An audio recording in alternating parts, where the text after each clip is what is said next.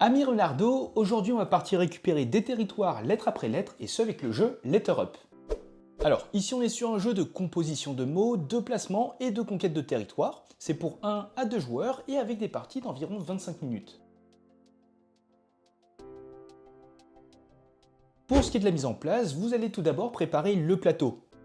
Chaque joueur va également prendre un support et 6 pions territoire d'une couleur, pions que vous allez devoir placer sur les côtés du plateau pour remporter la partie.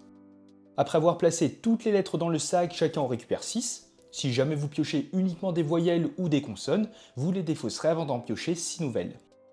Pour terminer, vous allez chacun piocher une nouvelle lettre et le joueur étant le plus proche de A va commencer. Dans une partie de Letter Up, vous allez jouer à tour de rôle jusqu'à ce que l'un d'entre vous parvienne à poser soit ces 6 territoires, dans ce cas-là vous allez gagner immédiatement la partie, ou bien jusqu'à ce que le sac ne contienne plus suffisamment de lettres pour continuer. Et dans ce cas-là, c'est le joueur qui possède le plus de territoire qui remporte le jeu. A votre tour, vous devrez réaliser une action parmi deux. Soit vous allez jouer un mot en utilisant les lettres de votre support, ou bien vous allez renouveler vos lettres. Et c'est ensuite au tour du joueur suivant. Si vous décidez de renouveler vos lettres, vous pourrez défausser autant de lettres de votre support que vous le souhaitez, et vous piocherez depuis le sac afin d'avoir de nouveau 6 lettres. Les lettres défaussées sont ensuite remises dans le sac. Et c'est ensuite au tour du joueur suivant. Et si au contraire vous décidez de jouer un mot, vous pourrez en placer un à partir de vos 6 lettres sur le plateau. Attention, un mot doit être composé d'au moins 2 lettres. Vous pourrez donc durant votre tour jouer qu'une seule lettre afin de créer un nouveau mot de 2 lettres. Et à noter que cette tuile est considérée comme un joker et devient la lettre de votre choix jusqu'à la fin de la partie. S'il s'agit du tout premier mot, vous devrez le placer en recouvrant obligatoirement la case soleil au centre du plateau, avec n'importe quelle lettre du mot. Et bien sûr, le mot que vous allez poser doit suivre certaines règles. Tout d'abord, il doit être présent dans le dictionnaire courant. Pluriel et conjugaison, c'est accepté, mais pas les noms propres. Il doit être placé dans le sens de lecture de gauche à droite ou bien de haut en bas. Tout nouveau mot doit également toucher au moins une lettre d'un mot déjà présent sur le plateau et doit être placé dans la même orientation. Et attention, tous les mots formés dans les sens de lecture doivent être valides. Vous pourrez également allonger un mot déjà présent, c'est-à-dire ajouter des lettres, mais aussi vous pourrez recouvrir une ou plusieurs lettres d'un même mot. Les lettres posées doivent être différentes de celles recouvertes. Et attention, vous pouvez superposer jusqu'à 3 lettres maximum sur une même case. Vous pourrez autrement allonger ou recouvrir un mot déjà présent et former un nouveau mot. Et lorsque le mot joué touche un bord de la zone de jeu, vous pourrez marquer un territoire. Selon son orientation et le bord touché, vous placerez l'un de vos pions territoire sur l'emplacement correspondant, sauf si l'un de vos pions s'y trouvait déjà. Et si l'un d'entre vous modifie un mot déjà présent sur le plateau en l'allongeant ou en le recouvrant, vous prenez le territoire en remplaçant le pion.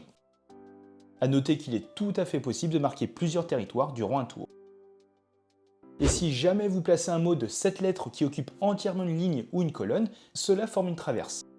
Vous marquez alors 2 territoires permanents. Cette traverse est définitive et aucune des lettres ne peut être recouverte.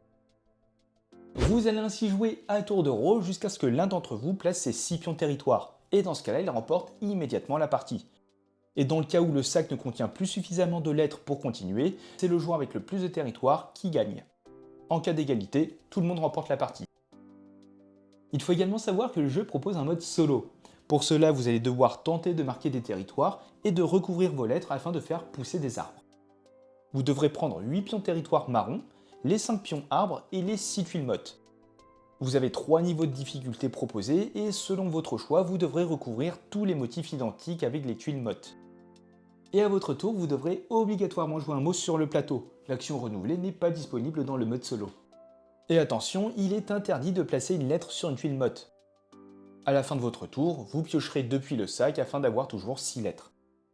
Pour chaque territoire marqué, vous allez placer un pion de territoire marron. Et si un mot recouvert touche un bord et qu'un pion marron était déjà présent, vous placerez un pion arbre par-dessus. Vous enchaînez les tours jusqu'à ce que vous ne puissiez plus jouer, et dans ce cas, votre score final dépendra du nombre de pions territoire placés et d'arbres plantés.